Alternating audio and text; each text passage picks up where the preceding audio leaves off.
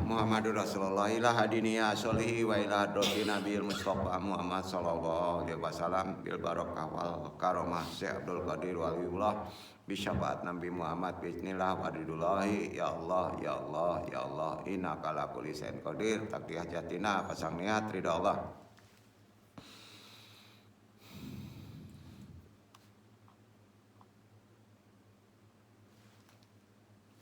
Pakhususan Abaruhi Nur Jawaharul Muhammadin, khususan Nabi Yunaka Muhammad sallallahu alaihi wasallam, wabil khusus hadiri al-Mahdi Khalifatul Radin, wabil khusus arwahi juriyatihi, wa khususan arwahi muslimin mu'minin wa muslimin al-Fatihah. A'udzu billahi minasyaitonir rajim. Bismillahirrahmanirrahim. Alhamdulillahirabbil alamin. Ar-Rahmanir-Rahim. Maliki yaumiddin. Iyyaka na'budu wa iyyaka nasta'in. Ihdinas siratal mustaqim. Siratal ladzina an'amta 'alaihim ghairil maghdubi 'alaihim waladdallin. Allahumma ayyina ala islam wa amit ala sunnah. Allahumma anta rabbi la ilaha illa anta khalaqtani wa ana abduka wa ala adika wa wadika mastata'tu udubika min sari masanatu ulaka binimatika alaya wa budan bi fakfirli wa inna la yakbir junuba illa anta. Allahumma ya qadiyal hajat, Allahumma ya kafiyal muhimat, Allahumma ya dafiyal baliyat, Allahumma ya rafi'ud darajat, Allahumma ya syafi'al amrad, Allahumma ya mujibad da'wat, Allahumma ya arhamar rahimin, Allahumma inna nas'aluka salamatan fid din wa afiatan fil jasadi wa jadatan fil ilmi wa barakatan fil rizqi wa taubatan qabla maut wa rahmatan indal maut. Allahumma hawwin 'alaina sakatil maut wa najatan minan nari wa la fadal hisab. La haula wala quwwata illa billahil aliyil azim. Alhamdulillah. Langsung aja kita ke risalah. Kita kembali lagi ke Sirrul Asrar, kitab rahasia di atas segala rahasia karangan Syekh Abdul Qadir Jailani, Sultanul Aulia, wali kutub kita yang dimuliakan oleh beberapa ulama. Jazakumullah khairan katsira, alhamdulillahirabbil alamin. Kita masih diberi waktu untuk bisa berthalibul ilmi di tempat ini. Tidak lupa kita berdoa dulu. Rabbi sholli sholli wa yassirli amri wa quddatal lisani ya Allah ya Allah ya Rabb, lapangkanlah untukku dadaku, mudahkanlah untuk urusanku, raikatlah simpul mengikat lisanku agar bisa memahami taklim dan Allah meridhoinya. Amin amin ya rabbal alamin. Al-Fakir hari ini coba kita bahas bab kelanjutan yang sudah kita dasari dengan maqamat alam-alam secara rohani. Al-Kitabu Syiriyul Likulil Asrar bab 7.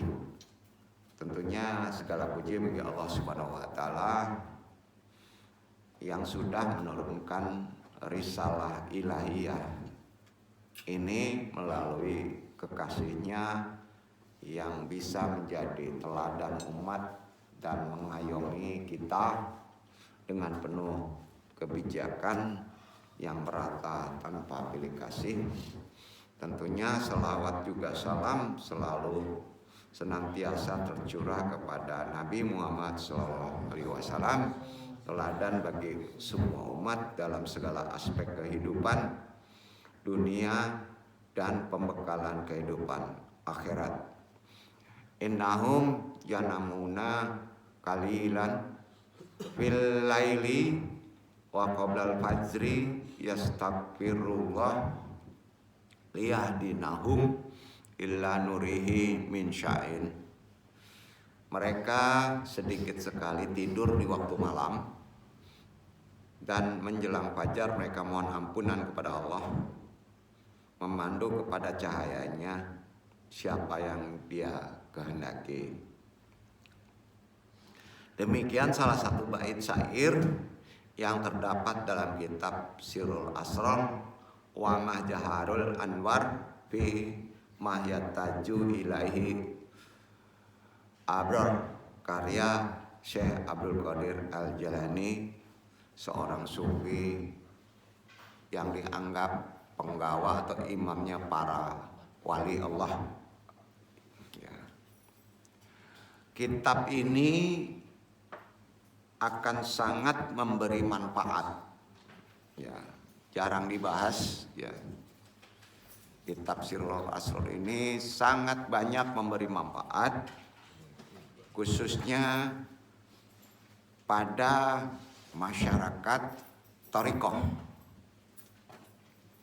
khususnya ya pada masyarakat thariqah. Ya. Arti kata kitab Sirrul Asrar ini sebagai kitab wajib ya bagi masyarakat thariqah. Ya. Itu dulu, entah sekarang. Ya. Mudah-mudahan masih menjadi pegangan dasar untuk orang-orang yang mendalami perkara thariqah atau tasawuf. Jadi salah satu kitab dasar pegangannya adalah kitab Sirrul Asrar, karangan Syekh Abdul Qadir Al-Jailani. Ya. Jadi semua pada masa dulu 10 tahun ke belakang orang-orang yang bertarekoh ini dekat sekali dengan kitab ini. Ya. Dimana di zaman yang penuh sekarang, di zaman modern, carut marutnya kehidupan dunia, ya, dari segala aspeknya, yang terkadang cenderung menjadi seseorang lupa diri, tidak dapat mengontrol penekanan kehidupan, emosi dalam menghadapi situasi itu, maka kitab Sirrul Asrar yang sudah diterjemahkan ke berbagai bahasa, terutama yang duduk ini coba kita terjemahkan secara sisi yang lebih kita pahami, yaitu bahasa kita, dengan bahasa yang mudah-mudahan dapat dipahami untuk semua kalangan, supaya bisa membantu mengingatkan kembali kenapa kita diciptakan, tujuannya apa kita diciptakan di atas dunia ini yang fana ini.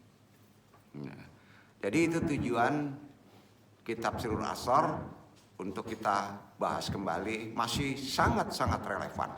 Ya. Sebab kehidupan sekarang itu mudah sekali terpengaruh dengan kehidupan yang duniawi saja. Ya. Padahal sangat pendek, capek kita. Ya. Kalau kita tidak mendalami sifat-sifat ruhani secara Islam benar, maka kehidupan kita tidak nyaman.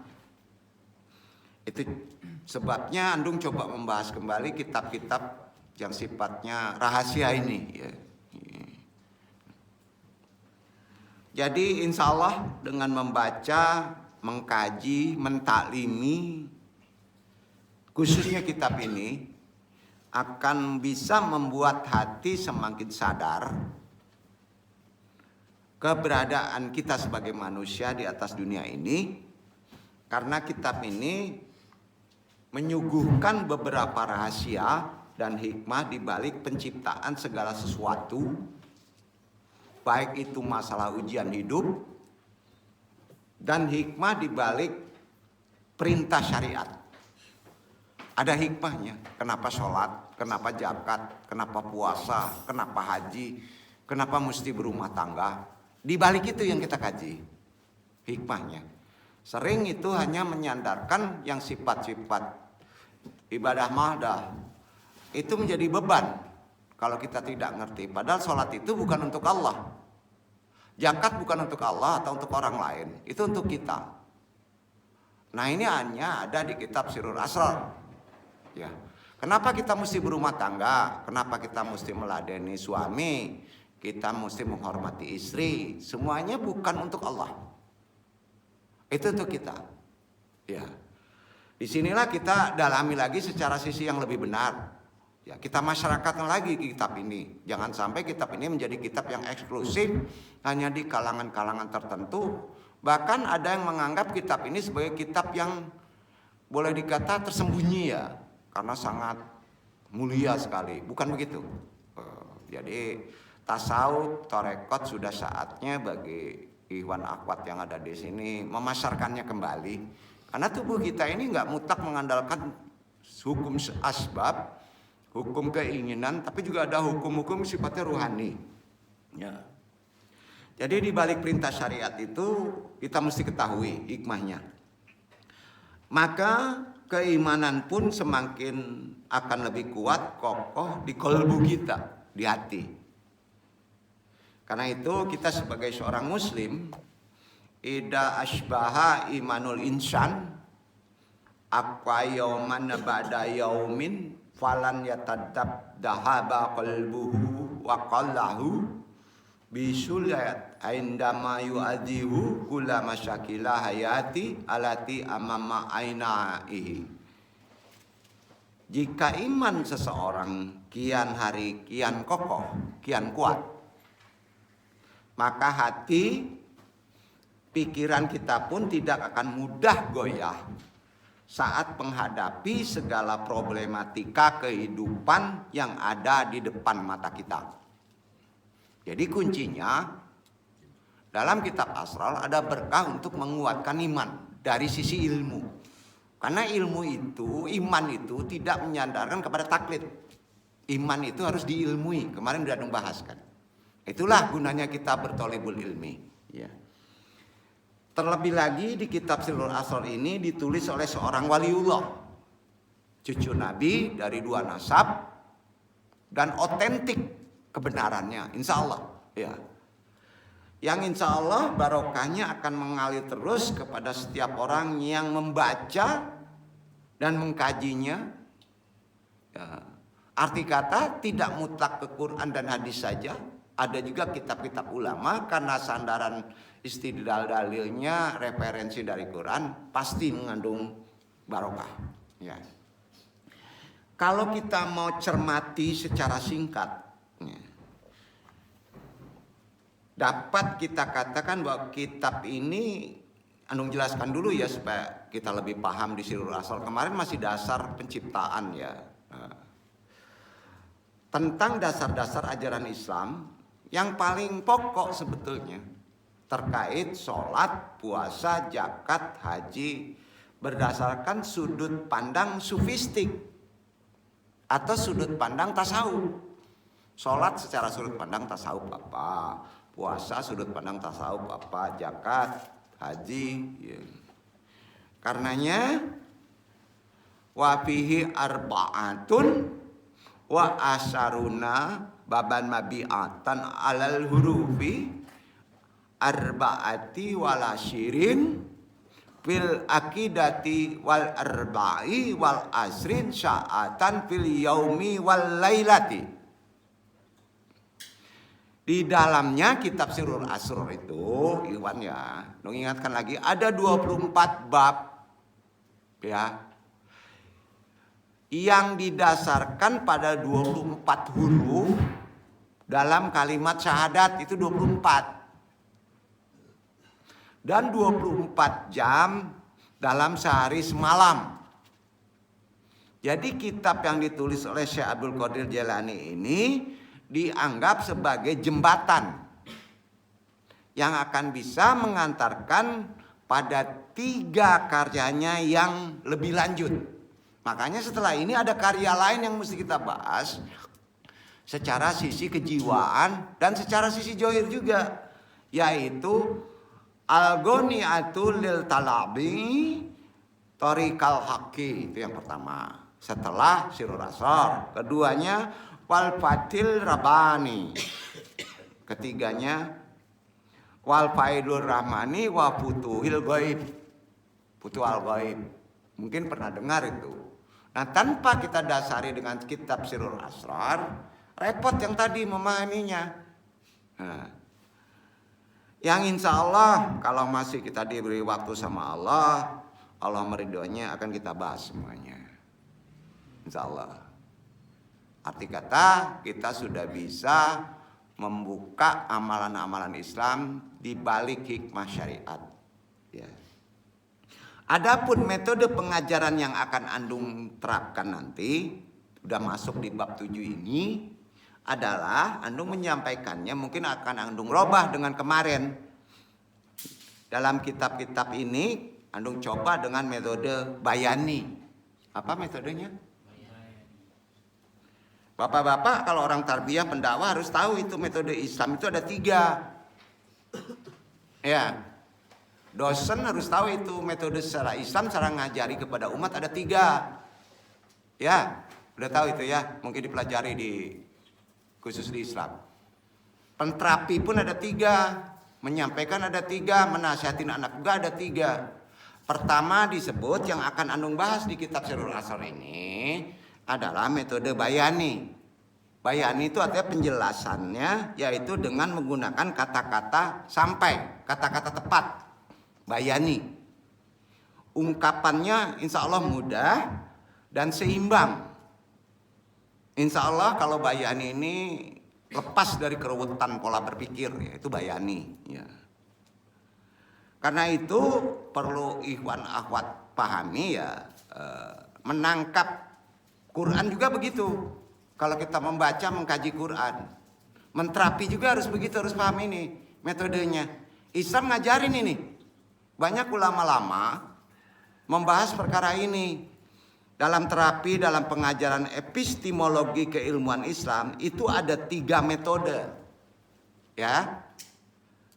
Apakah didalami di dunia keislaman secara intelektual? Wallahu alam, mudah-mudahan didalami. Pertama metode bayani. Catat itu ya. Nanti tunjukkan apa itu bayani, gimana cara menyampaikannya, gimana cara menterapinya. Yang kedua metode burhani. Burhan. Ya. Enggak sembarangan dakwah gitu aja. Kalau ini harus bayani, kalau ini burhani, kalau ini irfani. Ada 3 metode yang perlu antum tangkap. Tangkap. Itu yang cerdas. Sekarang tanya udah US1 nih ya.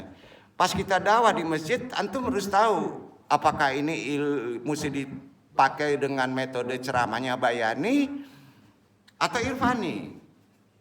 Tergantung dasarnya, tergantung penyakitnya. Yang jago itu 3-3-nya dipakai. Tapi susah. Nah, untuk Sirrul Asrar, Andung coba dulu dengan metode bayani.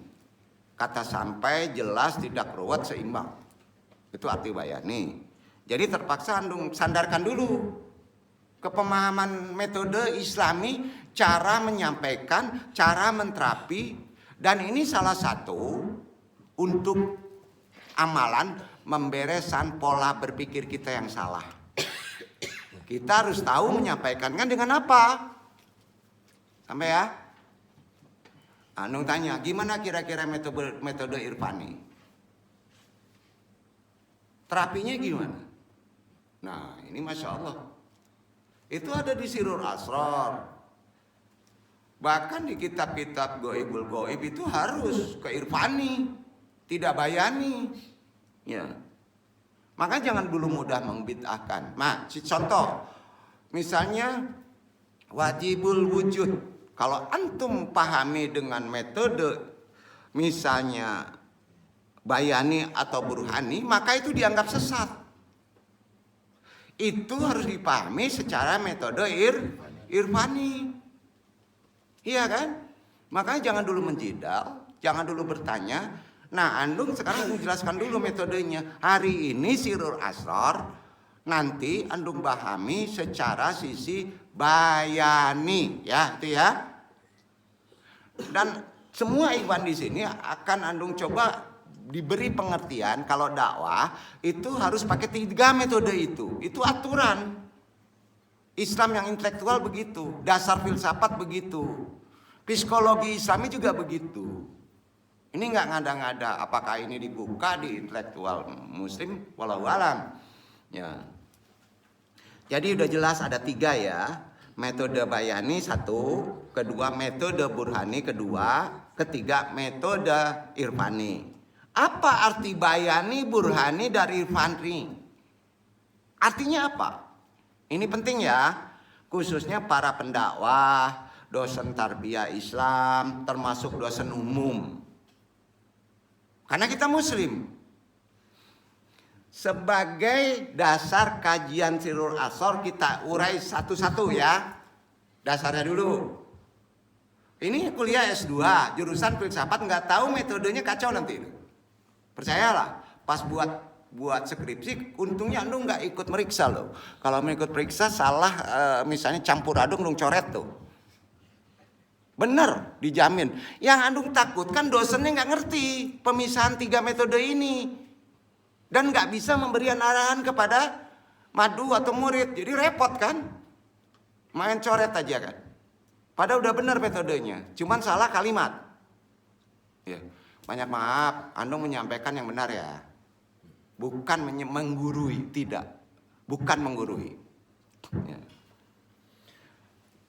Kenapa timbul metode ini? Sejarahnya dulu Andung bahas. 3 metode ini. Berawal dari kegelisahan melihat fenomena dunia, pola berpikir manusia zaman sekarang.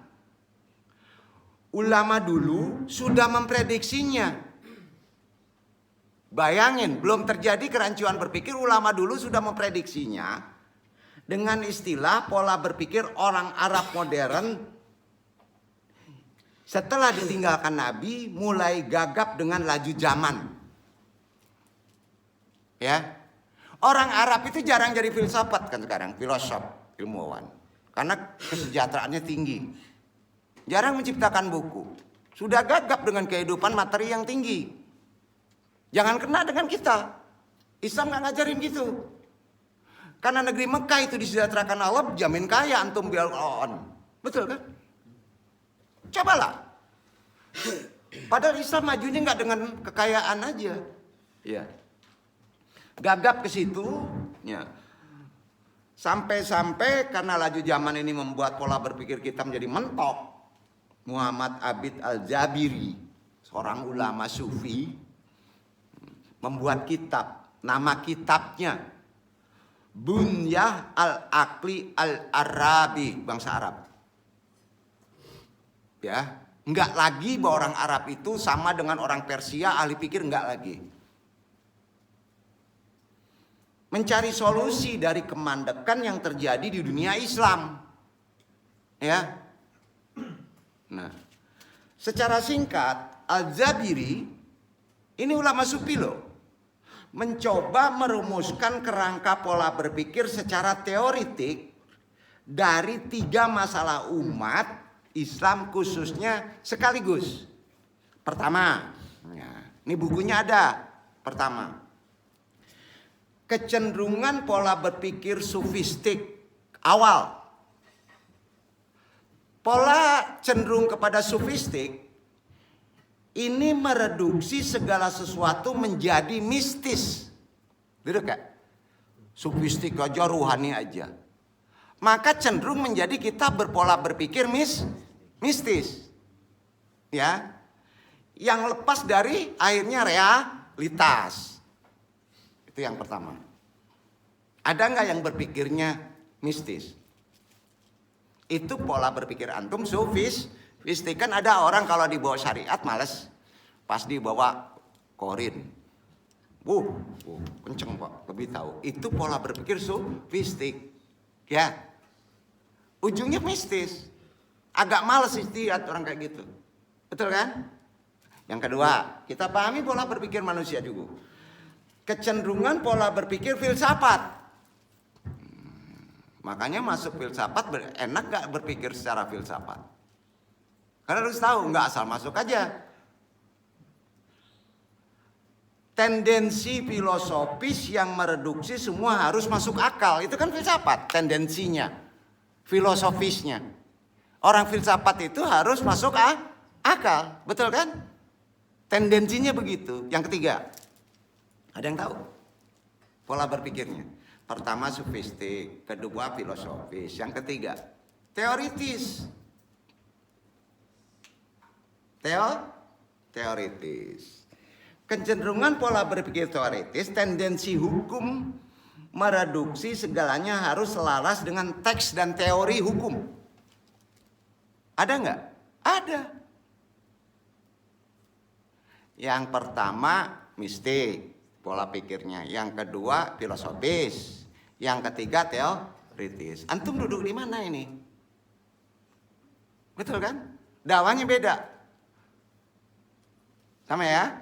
Nah, setelah diamatin begitu, berangkat dari problema tadi, Al-Jabiri, ulama sufi ini, menawarkan metode epistemologi bayani, irfani, dan burhani.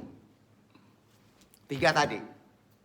Keluarlah itu bukunya, metode berpikir. Nah, guna bisa merekonstruksi cara berpikir orang Arab. Ya. Sebaiknya bagi antum, ketiga pendekatan ini, pola berpikir ini, tolong antum sampaikan. Tidak dibiarkan berjalan paralel. Caranya gitu. Ketangkep gak nih? Gak bingung sendiri aja. Pokoknya pemakaian 3 metode ini jangan dibiarkan berjalan paralel atau berjalan sendiri-sendiri. Jangan. Harus saling ngisi. Apakah burhani ataukah irfani masuk di kondisi sekarang. Nah dulu enggak, paralel. Pas dia memasuki pora misalnya yang disebut filsafat, dia udah males. Kan ada yang kayak gitu. Ada orang yang hobinya filsafat aja, pas dimasuki metodenya misalnya metode sofistik, ya irfani, klinik tuh nggak mungkin, kan gitu, nolak. Akibatnya apa? Berdebat. Maksud yang Andung sampaikan paham ya? Kira-kira kerangka dasarnya ada nggak? Nah pertanyaan yang Andung bahas Sirrul Asrar kira-kira metode apa? Burhani, yang jelas dulu. Tapi dalam metode Sirrul Asrar, Andung tidak paralel sendiri. Ada saatnya masuk ke irfani, ya, paham ya? Begitu. Ini bukan metode S1 namanya. Kalau ibarat strata, sudah mencoba memahami di S2 Y. Di atas Y. Kira-kira paham nggak nih? Ada yang S2? Udah ada ya? Ada yang S3? When? Kok tahu aja ya Andung? Ya Andung belajar kok. Iya kan? Ketiganya harus dijalin berkelindan, bahasanya begitu. Dan mencari tali sintesa agar lebih fungsional sehingga hubungannya bersifat spiral sirkular. Ibarat kaji urang lamo, kecerdasan ini ada di puncak pato. Syekh Burhanuddin, tali tigosa pilin. Duduk Pak tuh. Pinter mana orang dulu mas sekarang? Pinter dulu. Dulu nih filsafat nggak segede UIN. Tapi udah bisa menggabung 3 metode tadi. Dengan pola berpikir yang berbeda. Itu hebat orang Minang. Diakui. Jangan berpikir Yahudi memang pinter. Menempatkan posisi tadi tidak dipisahkan. Jadi sirkular. Jadi pilin. Ada saatnya menggunakan irfani, burhani ya. Ada saatnya. Nah, sehingga hubungannya bersifat spiral sirkular, maka menjadi tali. Tidak timbul jidal. Jangan jadi pusing ya ikhwan. Ahwat, terima aja dulu pemahaman ini. Sampai sini udah masuk mungkin ya. Dan coba pahami dengan lebih benar ya. Ini penting untuk filsafat, psikolog, pentarbiyah, kan penting. Iya enggak? Cara dasar Islam sebenarnya begitu. Dakwah juga harus paham, harus tahu madunya. Kalau madunya dikasih irfani aja atau dikasih psikologi aja sementara kita dakwahnya di desa, tidur nggak? Tidur Pak, betul kan? Ya. Istilah bayani, burhani, dan irfani dari Al-Jabiri ini sebagai pendekatan dalam manhaj tarjih di organisasi yang sedang keren-kerennya sudah lama dipakai, itulah Islam Muhammadiyah, bukan NU. Orang Muhammadiyah zaman dulu sudah pakai metode 3 ini. Namanya manhaj tarjih organisasi Muhammadiyah. Sampai? Jadi ada perbedaan. NU masih dipenggal-penggal. Itu kelebihan Muhammadiyah. Anung tidak mendukung Muhammadiyah karena duduk di organisasi Muhammadiyah. Anung tidak ikut organisasi kok. Tapi yang benar-benar. Betul kan? Ya. Karena dalam rukyat untuk melihat misalnya awal bulan Ramadan, dia berbeda dengan Nahdlatul Ulama kan? Dia memakai 3 unsur. Tidak rukyah secara irfani kan? No. Nah, kita bahas dulu. Jadi itu dipakai sampai sekarang dan lebih mujmal sebagai dasar pola berpikirnya orang-orang Minangkabau dahulu. Apakah orang sekarang Minangkabau berpikirnya ada 3 metode yang saling mengisi? Wallahu a'lam bishawab. Yang sekarang ya. Jadi meski menggunakan istilah yang sama, secara konsep maupun substansi, ya tetap terdapat perbedaan. Pahami ya? Tetap ada perbedaan antara Al-Jabiri dengan penemu konsep tadi dengan berpikir Islami yang benar secara manhaj tarjih yang usulnya ada perbedaan. Di sini yang belum ketemu di Muhammadiyah. Benar ini. Nah, kita bahas. Ada 4 unsur yang membentuk manhaj tarjih.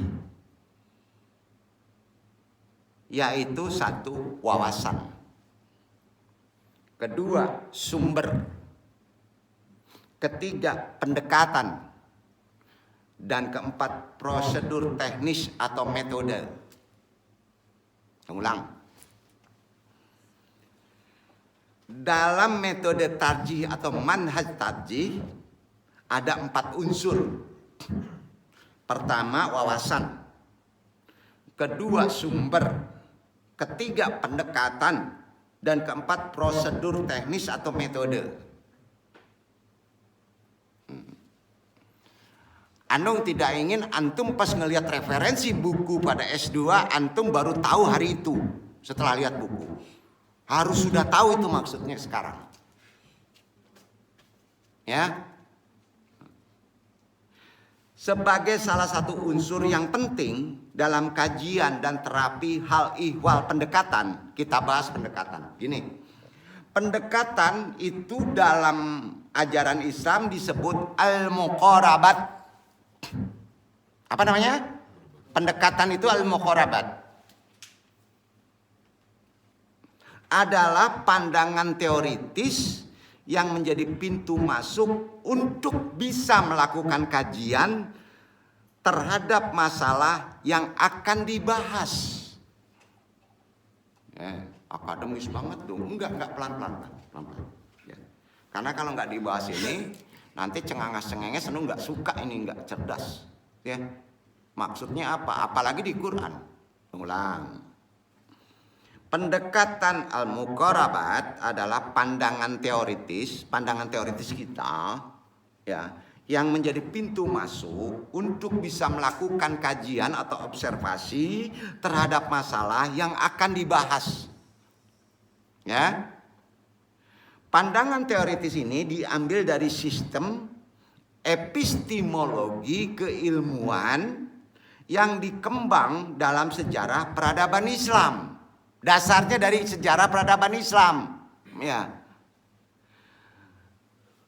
Meliputi bayani, burhani, dan irfani. Sekarang bayani, burhani, dan irfani kita urai satu-satu supaya lebih paham. Kita urai ya. Kita urai. Pertama, bismillahirrahmanirrahim. Epistemologi bayani, pengetahuan bayani, ilmu bayani sama itu. Adalah sistem pengajaran pengetahuan Islam yang bertitik tolak dari nas sebagai sumber pengetahuan dasar dari nas. Episteminya ini dikembangkan oleh para ulama tafsir, ulama hadis, dan ulama fikih pengembangannya. Sedangkan pendekatan epistemologi bayani biasanya banyak digunakan untuk memecahkan masalah-masalah yang terkait ibadah mahdoh yang sifatnya khusus. Itu bayani. Sholat, puasa, zakat, haji itu harus pakai bayani. Sampai ya ibadah mahdoh ya harus ke sana. Tidak pakai irfani. Ya, nanti jadi salah. Ya, khusus karena asas hukum syariah. Ada yang tahu asas hukum syariah? Kita Islam loh. Asas hukum syariah begini nih, dong jelaskan ya. Al aslu anal ibadata la tatimu illa bima syara'atan. Ibadah itu pada asasnya tidak dapat dilaksanakan kecuali yang disyariatkan. Setuju kan? Itu dia. Makanya harus pakai metode bayani dalam ibadah mahdoh. Duduk. Mungkin Bapak mau paham nih. Kalau yang ya mudah-mudahan paham lah ya, pelan-pelan Pak ya. Kita ini Pak ya. Nah, itu yang pertama ya. Sebagai dasar kita mesti pahami sebenarnya adik-adik gitu ya. Untung-untung kalau dosen udah pada pintar-pintar mungkin ya. Masya Allah. Ya. Jadi dasar ininya udah harus tahu dulu ibadah syariat ya. Jadi prinsip bayani ya, prinsip yang melandasi pemikiran bayani ya adalah prinsip serba mungkin. Metode bayani itu prinsipnya serba mungkin. Atau istilahnya dalam ajaran Islam disebut mad'au al-tajwid. Tahu nggak? Harus mungkin. Prinsip dasarnya bayani gitu. Atau mad'au al-tajwid. Dan prinsip psikontinitasnya berbeda nih. Yaitu mad'au infisal. Waduh, udah pusing. Masya Allah, pusing. Pasti ini pusing nih. Ya, infisal. Ya. Sedangkan konsekuensinya peran hukumnya kasualitas. Tuh. Ya. Atau sababiyah. Akibatnya menjadi minim sababiyah. Hukum sababnya. Bayani itu hukum sababiyahnya menjadi minim. Kenapa? Bahkan dalam beberapa kasus dapat mengingkari hukum sebab akibat pada konsep ibadah mahdoh. Tidak boleh digeser. Kalau sudah syariat begitu, jangan dipikir. Betul kan? Itu menggeser sababiyah. Ayo. Udah. Sampai-sampai banyak ulama Islam, khususnya Imam Syatibi, Jurish Malik, pernah mengatakan bahwa sebab itu tidak menimbulkan akibat. Enggak. Sebab tidak menimbulkan akibat. Kan bingung kepala. Ya. Tidak dengan sendirinya. Akan tetapi akibat itu terjadi secara bersamaan dengan sebab. Tambah bingung gak? Ya, ini benar nih. Bayani itu. Ya, karena sesungguhnya akibat itu merupakan perbuatan Allah. Af'alullah, betul kan? Kalau Allah berkehendak api tidak membakar kertas, ya tidak. Betul kan? Maka hilang asbab. Makanya kalau aturan syariat prinsipnya cuci, mandi. Nggak bisa pakai ini. Paham ya? Mahdoh begitu. Bayani. Paham? Paham ya? Jadi karena sesungguhnya akibat itu kan perbuatan Allah. Bisa disebutkan oleh Quran, sudah ketentuanku. Sholat ngadep kiblat. Ngapain kita ngadep ke Ka'bah, ke batu? Kalau saja ini kan jadi kacau nih pikirannya. Tapi perintah bayaninya begitu. Duduk nggak? Ya, nah, terjadinya segala sesuatu itu hanya karena kekuasaan kehendak Sang Pencipta, yaitu Allah, gitu bahasa mudahnya. Ya, itu penjelasan bayani. Contoh, contohkan dulu ya. Begini, ini terkait itikot nih. Kertas tidak mesti terbakar oleh api, tidak. Tidak. Air tidak mesti membasahi kain. Terjadinya segala sesuatu di atas dunia ini karena kekuasaan kehendak Allah semata kan? Mulai beres. Mulai beres pola berpikir begitu. Begitu juga dengan kasus tidak terbakarnya Nabi Ibrahim alaihissalam kan? Betul kan?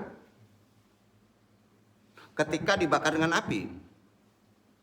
Begitulah memahami pola berpikir pada kitab Sirrul Asrar Bayani yang akan Anung bahas. Jangan dulu didebat dengan aktiah. Ya. Paham Ikhwan sampai sini? Gitu pola berpikir metode bayani terkait dengan ibadah mahdah. Kenapa kita mesti keliling Ka'bah tawaf? Udah perintahnya begitu. Duduk ya. Kenapa puasa 30 hari? Kenapa puasa yang enggak 3 hari aja? Betul. Kenapa sholat zuhur 4 rakaat? Kenapa asar 2 rakaat? Coba bahas sama asbab. Kalau nggak ngikutin itu, salah antum. Salah. Itu metode bayani. Pola berpikir begitu yang harus antum pahami. Nah, kita bahas Sirrul Asrar dengan pola pikir itu nanti. Yang kedua, ada yang disebut epistemologi burhani. Ini udah naik sebenarnya, nanti disebut. Tapi antum jelaskan dulu. Metode burhani adalah sistem pengetahuan yang berbasis pada al-akli, akal. Basisnya akal. Kalau yang tadi bayani basisnya apa? Nas, wahyu, betul kan? Kalau yang burhani basis pengetahuannya berbasis akal, pikiran. Dan empirisme, bahasa Islamnya at-tajribah. Apa namanya? At-tajribah. Empiris. Episteme dikembangkan oleh para filsuf, ilmuwan Islam. Pengembangannya al-akli atau yang disebut metode burhan. Ya. Pendekatan epistemologi burhani ini dimaksud untuk bisa memberikan dinamika kepada pemikiran tarjih. Artinya pemikiran keislaman. Tuh. Khususnya ibadah ghairuh mahdoh yang sifatnya umum. Bukan khusus. Yang sifatnya umum. Karena berbagai permasalahan sosial dalam kehidupan manusia sering timbul, tidak hanya harus didekati dengan sudut nas dan syariah saja, tidak. Tapi harus didekati pula dengan menggunakan ilmu pengetahuan yang relevan. Setuju? Iya kan? Oke, kamu maling. Pakai nas yang sifatnya, prinsipnya bayani. Potong tangan. Gak bisa begitu. Harus pakai burhan. Iya kan? Tidak mutlak, nunggu dulu ya. Nas-nas syariah saja. Itu yang disebut burhani. Tetapi juga didekati dengan penggunaan ilmu pengetahuan yang relevan. Ini berbeda dengan bayan. Epistemologi burhani justru menempatkan hukum kausalitas. Ditempatkan di sana. sebagai unsur yang sangat penting. Karenanya Ibnu Rushd, Jurish Maliki, menulis kitab ini berjudul, kitabnya ada yang tahu? Tahafut At-Tahafut. Nah, jadi kalau ditanya buka kitab Tahafut At-Tahafut adalah metodenya Burhani. Betul nggak? Itu akal. Itu antum harus tahu itu. Itu orang filsafat tuh. Itu dia. Ya, Tahafut At-Tahafut.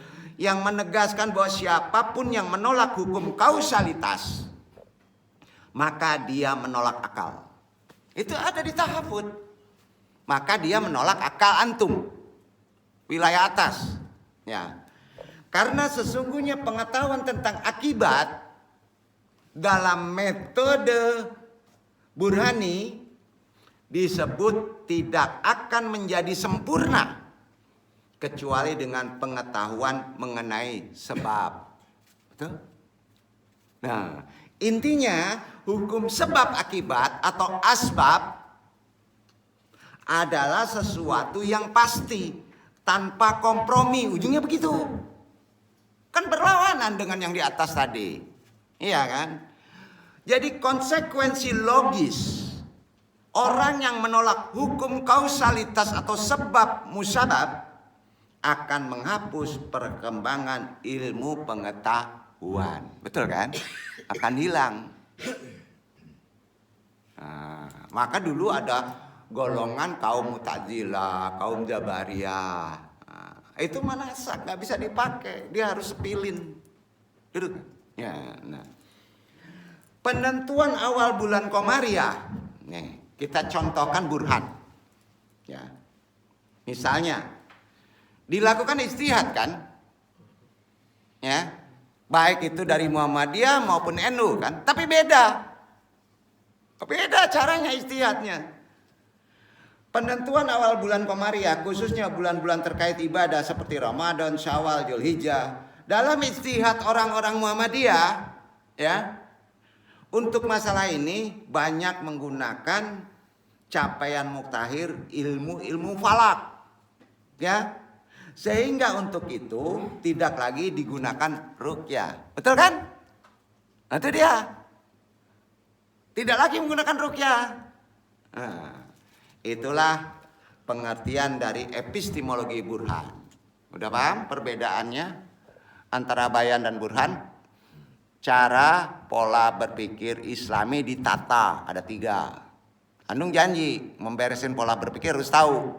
Baca bukunya metodenya Burhani. Kamu berpikir secara bayani, mabok gak? Ujungnya apa?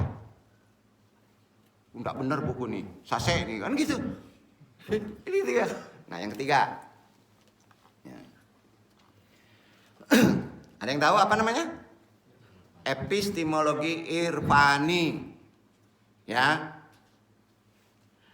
Adalah sistem pengetahuan yang bertitik tolak pada ilmu al-hudururi. Ilmu huduri. Pernah dengar ilmu huduri? Aduh, repot nih. Masa di UIN udah selesai satu nggak tahu huduri? Pernah baca? Huduri. Epistem ini dikembangkan para sufi, huduri itu. Orang-orang torekot. Sampai fikih-fikih tasawuf. Ya. Terutama disebut yang metode Irfani ini adalah biasa di buku disebut tasawuf falsafi. Itu dia. Semua tasawuf falsafi di sini selalu metodenya Irfani.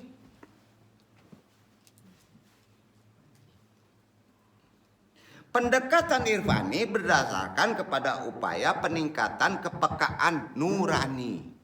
Peka hati wilayah sini. Peka nurani. Pakai rasa. Tidak pakai asbab lagi. Walaupun ada asbabnya. Tapi direnungkan lagi. Nurani. Itu Irfani. Ya. Dan ketajaman intuisi batin. Itu Irfani. Yang orang udah tua-tua tuh biasanya naik sendiri itu. ya.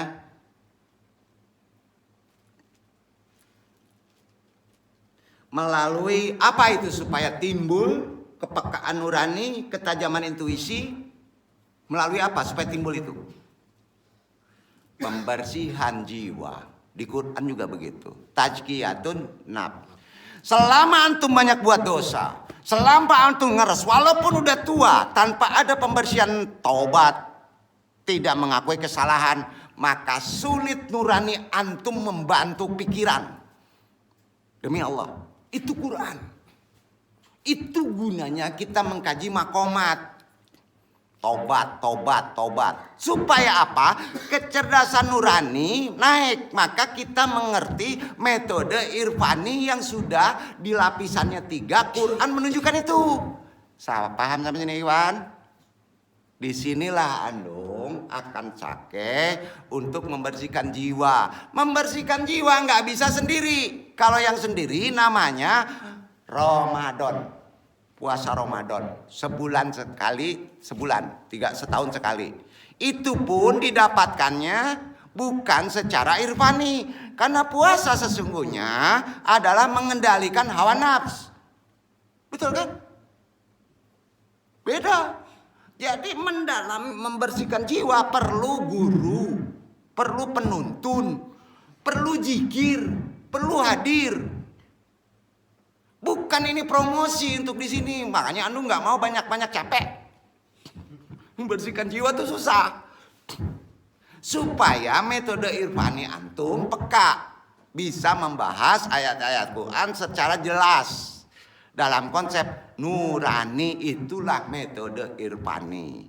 Kalau di tasawuf namanya tasawuf falsafi. Udah jelas ya? Wah, saya udah tasawuf falsafi aja nggak tahu. Udah sampai metode burhani aja nggak ngerti. Kan repot nanti nih. Ya. Jadi pendekatan irfani berdasarkan kepada upaya meningkatkan kepekaan nurani dan ketajaman intuisi melalui pembersihan jiwa. Nggak ada. Harus pembersihan jiwa. Bukan membaca. Bukan. Nggak perlu buku banyak itu. Talqin obatnya.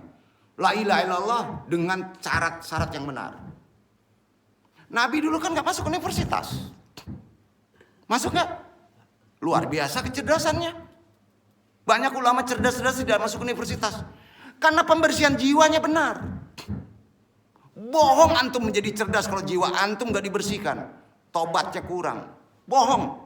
Seandainya pun Allah mengendaki antum cerdas, maka jolim yang timbul. Lah kok jadi marah-marah gini? Enggak, dong luruskan dulu. Pentingnya tazkiyatun nafsu itu. Ya. Nah, jadi banyak benar kasihannya andung nih sama orang-orang. Karena di irfaninya ini belum beres gitu. Ya. Padahal itu paling penting. Jadi dasar ontologis irfani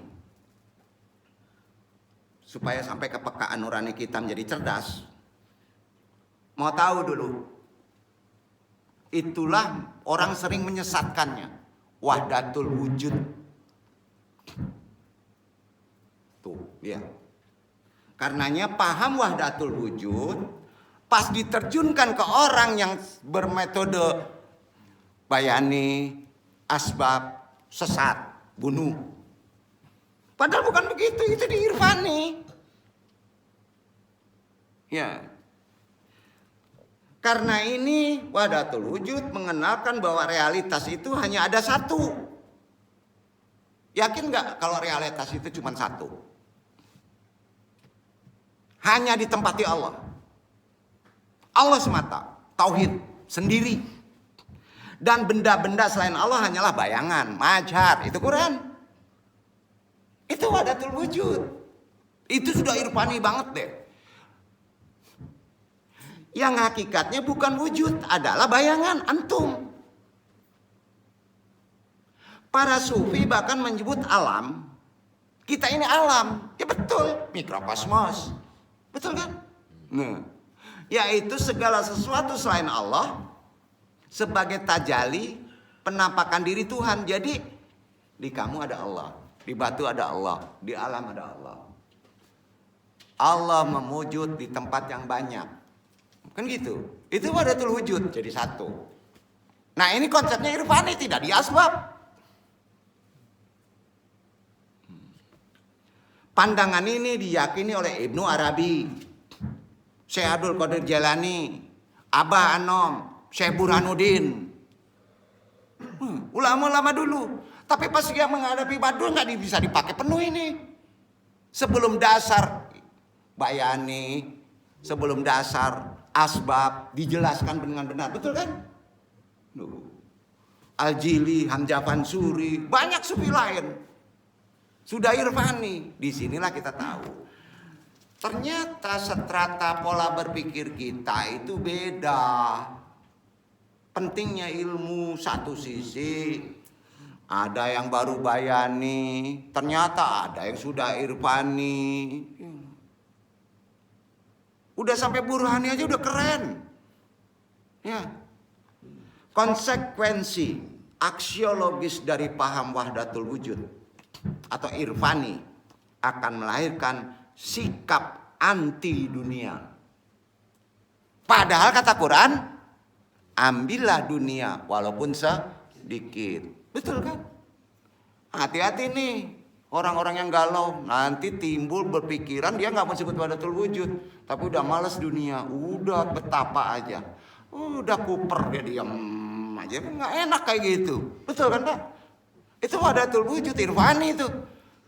Padahal kita harus ambil juga dunia, karena dunia adalah panggung sandiwara yang menentukan kehidupan yang akan datang tuh. Betul kan? Ya. Jadi aksiologinya, konsekuensinya dari irfani ini, epistemologisnya adalah sulit mengembangkan sains dan teknologi ujungnya. Orang yang sampai titik irfani susah mengembangkan sains dan teknologi, susah. Iya kan? Nah, pasalnya, sebabnya sistem epistemologi yang mereka pakai dalam memperoleh pengetahuan adalah dengan ahwal, melalui duduk makomat. Ya, itu boleh dipakai kalau kita mengejar ma'rifatullah nanti deh. Ya, ada saatnya ke irfani, bukan saatnya begitu sekarang. Ya, sementara dalam paham Muhammadiyah, ya, realitas itu ganda. Bukan Allah itu dua. Paham nggak? Realitas itu ganda. Atau sunnayatil wujud. Bukan wahdatul wujud. Ya. Sehingga konsekuensi epistemologinya adalah dapat mengembangkan, memperoleh pengetahuan dari wahyu juga dari alam. Di samping dari Quran juga bisa dari kaji alam, baguru ke alam. Itu yang disebut syarak basandi kitabullah basandi syarak. Ada tradisi alam dan wahyu tergabung. Duduk. Itu dia. Artinya khusus warga Minangkabau adalah sistemnya adalah kalau dilarikan ke irfan dia tidak tunggal. Realitasnya tadi disebut sunayatil wujud, tidak wahdatul wujud. Walaupun wahdatul wujud datang dari tata akidah barus. Hamzah Fansuri kan dekat tuh. Tapi kita tidak pakai. Itulah Muhammadiyah. Nah ingat, di Nadatul Ulama masih pakai wahdatul, pakai sunatul wujud. Dua. Masih rancu. Ya. Kita kembangkan dulu ini. Yang pada level aksiologisnya, actionnya akan melahirkan sikap bahwa dunia merupakan panggung kehidupan yang bersifat sunayatil wujud. Dunia itu panggung kehidupan untuk bisa mencapai prestasi terbaik di akhirat. Itu bahasa yang benar. Betul kan? Jadi dunia itu apa? Panggung kehidupan untuk bisa mencapai prestasi terbaik di akhirat. Betul tuh bahasanya. Sehingga mereka harus memaksimalkan potensi akalnya. Makanya pintar-pintar. Barakal. Nah, bukan hanya untuk menciptakan kemaslahatan dunia, tetapi juga untuk keselamatan di akhirat. Nah, itu kelebihan dari organisasi yang dua sangat besar di Indonesia, yang pola berpikir, pola tarbiyahnya, pola metodenya berbeda. Ya, sampai di sini ada pertanyaan? Setidaknya ada wawasan pola berpikir kita tidak salah. Ya, insya Allah nanti antum perdalam lagi. Ya. Kita lanjut dulu. Karenanya keunikan perspektif Manhaj Tarjih Muhammadiyah khususnya di dalam sejarah Islam sekurangnya ada dua. Ada dua, Pak. Ada dua ilmuwan yang mencoba mengintegrasikan ketiga epistemologi tersebut. Pertama, tokoh pertamanya adalah Suhrawardi. Dia orang tarekat. Sufi juga Suhrawardi itu. Tapi mengembangkan Muhammadiyah tanpa disadari. Dari sana diambilnya. Ya. Yang mencoba mengintegrasikan metode burhan yang mengandalkan kekuatan rasio dengan metode irfan. Ya. Yang mengandalkan kekuatan hati. Metode Suhrawardi ini kemudian disebut ya dengan iluminasi atau isyraq. Itu dia. Nah, yang kedua, tokoh kedua adalah Mullah Syadra. Orang sufi juga. Yang mencoba mengintegrasikan pemahaman wahyu, akal, dan intuisi. Metode Mullah Syadra ini oleh para sarjana dikenal dengan sebutan teologi transendental atau hikmatul muta'aliyah. Ya. Akan tetapi ada kekurangannya kedua ini. Dari kedua filosof ini. Ini dua-duanya filosof dan sufi juga. Yaitu Suhrawardi dan Mullah Syadra. Ya. Kekurangannya dari kedua filosof ini adalah mereka hanya berusaha menggapai kebenaran yang tidak dicapai dengan rasional. Keasbab tidak bisa diterjangkau. Ya. Bukan menjadikan ketiga epistemologi Islam tersebut sebagai pendekatan dalam menggali hukum, bukan. Karenanya Manhaj Tarjih mencoba merumuskan metode sintesis, yaitu mengintegrasikan pendekatan bayani, burhani, dan irfani dalam ijtihadnya. Itu yang antum bahas.